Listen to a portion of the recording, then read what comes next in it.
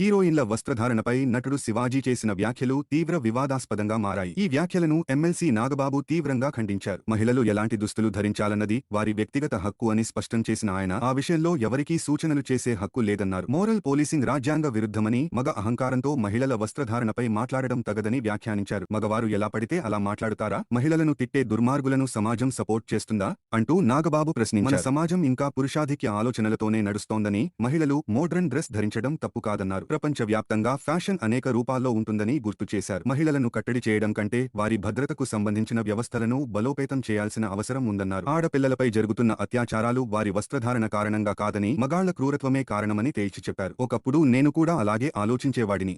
కానీ నా ఆలోచన మార్చుకున్నాను. ఆడపిల్లలను బతకనీయండి. మగవారితో సమానంగా బతికే హక్కు వారికి లేదా అని నాగబాబు వ్యాఖ్యానించారు. మహిళలు తగిన భద్రతా ఏర్పాట్లు చేసుకోవాలని, ఆత్మరక్షణ విద్యలు నేర్చుకోవాలని సూచించారు. ఇదిలా ఉండగా దండోరా సినిమా ప్రీ రిలీజ్ ఈవెంట్లో హీరోయిన్ల వస్త్రధారణపై చేసిన వివాదాస్పద వ్యాఖ్యలపై తీవ్ర విమర్శలు వెల్లువెత్తడంతో నటుడు శివాజీ క్షమాపణలు తెలిపారు. తన వ్యాఖ్యల వల్ల ఎవరికైనా బాధ కలిగితే విచారం వ్యక్తం చేస్తున్నట్లు ఆయన వెల్లడించారు.